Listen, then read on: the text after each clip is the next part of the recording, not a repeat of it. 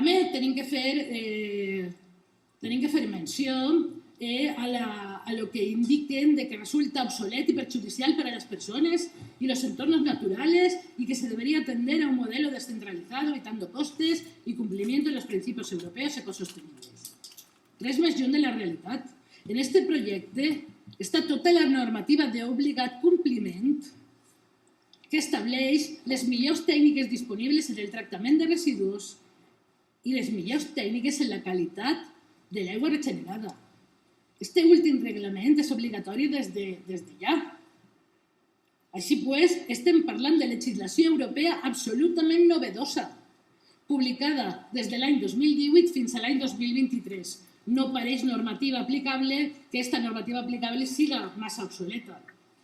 Per altra part, el model descentralitzat que vostès plantegen i que també plantegen altres grups no és tècnica ni econòmicament viable. No és raonable que cada població depure els seus propis efluents, ja que la qualitat de l'aigua no permetria la seva reutilització. Solament seria aplicable un tractament primari i un secundari. Per tant, seguiríem augmentant costos i no aconseguiríem l'objectiu principal d'aquesta actuació, que és la reutilització de les aigües. També vull comentar el tema de les xarxes separatives que vostès indiquen i d'estancs. En principi, en part, i en aquest aspecte, porten raó. És una de les mesures que cal adoptar. És cert que la construcció de xarxes separatives d'aigua pluvial i de residual seria una mesura òptima de partida. Nosaltres ja l'hem portat a terme i hem fet alguna actuació. Però, com bé ha dit també Julio i va dir el senyor alcalde, dur a terme aquestes obres són molt costoses i duran diversos anys. En quant a tanques de tormenta, sols és una solució temporal, perquè aquests tanques almacenen l'aigua en els successos torrencials i avingudes cada vegada més freqüents. Però posteriorment han de ser bombejats aquests caudals a l'EDA, i ara en aquests moments a l'EDA Pinedo. L'únic punt positiu que li veiem quizás és evitar els determinats fluxos de primeres aigües pluvials, totes les aigües primeres de la pluja que van contaminades en pols, en brutetat dels carrers, tot això s'almacena allí i no arriba a l'albufera directament. És una bona opció per a el que he estat explicant de les primeres aigües pluvials. En principi, també el que se diu, la construcció de la macrodepuradora no va a resolver la problemática existente, sino más bien pretender mover las aguas residuales en lugar de proceder al tratamiento en origen, minorando los caudales en una adecuada red separativa que permitirá reducir el caudal que llega al colector. Efectivament, la construcció de la depuradora per si sola no és una solució. Per això el propi avantprojecte no parla sols d'això. Estem parlant de plantejar un sistema integral, un conjunt integral d'actuacions que resumidament són la construcció del nou col·lector sur, això portem demanant-ho des de fa molt de temps, i la construcció de les diverses balses de regulació i la xarxa de distribució dels efluents regenerats i reutilitzats per la possible instal·lació. No obstant, tornen a equivocar-se a l'indicar que les aigües deuen tratar-se en origen i insisteixen en la instal·lació de xarxes separatives. Està bé, però que és una mesura, això és una mesura d'entre moltes. Ho acabem de comentar. Tècnicament i econòmicament és costosíssim i tractar les aigües en cada municipi no seria un tractament complet i no podríem reutilitzar-lo. Que és l'objectiu? Torne a repetir. Repetiré totes les vegades que faci falta. Acabarien igual aquestes aigües en l'Eder Pinedo i d'ahir, per l'emissari, vessades al mar. L'altre aspecte que s'ha repetit és el tema del Patricova, de la inundabilitat de la zona. Sí, així és. Els tècnics redactors del projecte, com no podria ser d'altra forma, han consultat el Sistema Nacional de Cartografia i el Patricova. El Patricova és el nostre Pla d'Acció Territorial de la Comunitat Valenciana, per valorar, entre molts altres aspectes, el risc de la inundabilitat que presenta la zona de l'actuació, tant en la parcel·la o en la suposada parcel·la d'implantació, com aigües amunt i aigües avall.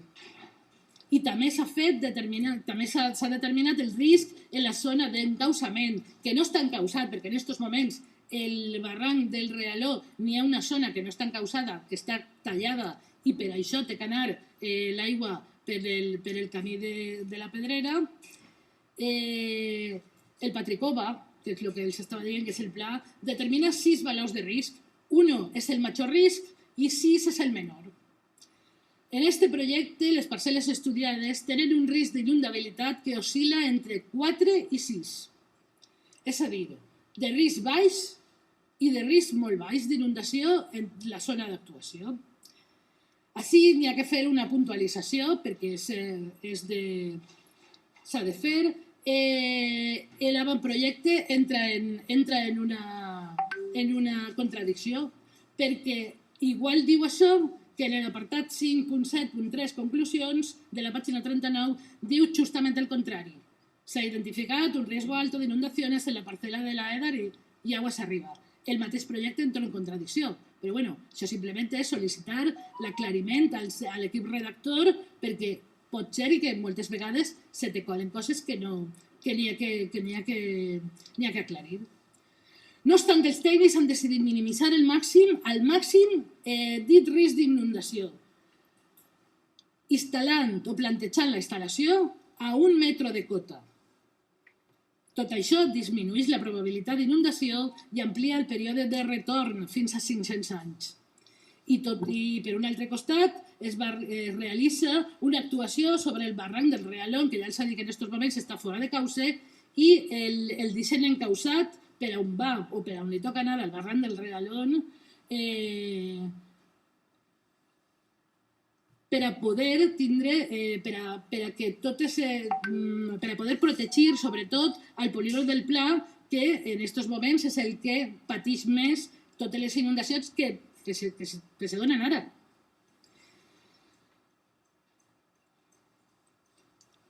També s'indica, se fa afirmació sense ningú aval tècnic, o nosaltres considerem així, que una depuradora d'aquestes característiques atentaria contra el medi ambient i l'entorn natural, afectant l'ecosistema i la fauna del lugar. Precisament estem parlant de tot el contrari. Este projecte té com a objecte fonamental millorar el sanejament i la depuració d'aigües produïdes en la nostra comarca i permetre la seva reutilització per afavorir el concepte d'economia circular i augmentar el nostre compromís mediambiental col·lectiu.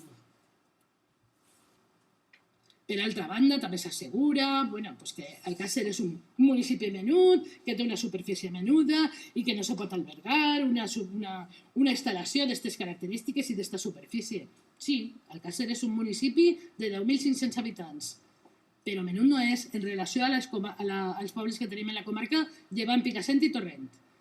Nosaltres som de la localitat que té més superfície de les poblacions de la comarca. Estem parlant de poblacions molt denses i molt xicotetes. També s'assegura, en l'escrit, en la moció, que no cumple ninguno de los objetivos de desarrollo sostenible. Jo crec que aquesta afirmació denota simplement que no s'han llegit els documents tècnics o que estan parlant i no coneixen els objectius de desenvolupament sostenible. Ne compleix 4, com a mínim. 4 de 17. El objectiu 6, garantizar la disponibilitat d'aigua i su gestión sostenible y sanejament per a tots. El objectiu 7, producción de energía asequible y no contaminante.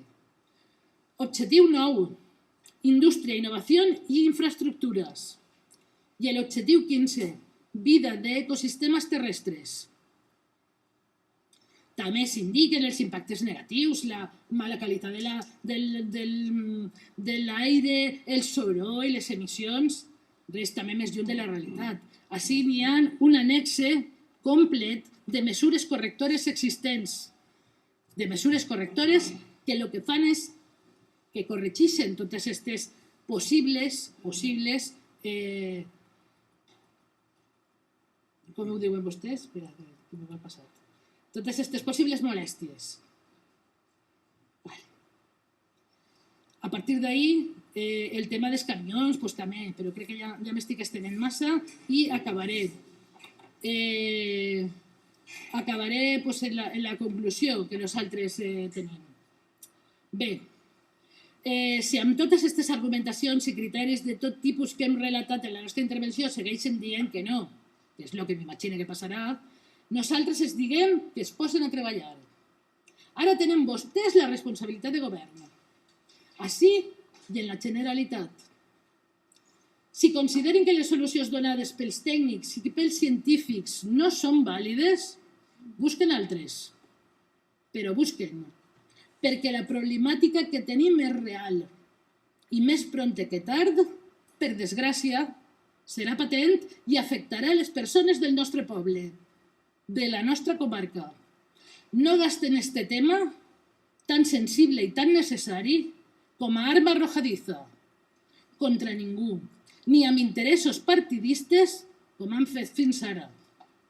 Deixen de fer por a la població, perquè amb aquestes coses no se juga. Són massa importants per a tindre un futur assegurat i sostenible. I, desgraciadament, en breu ho podrem comprovar. Moltes gràcies. Bé, Partit Popular.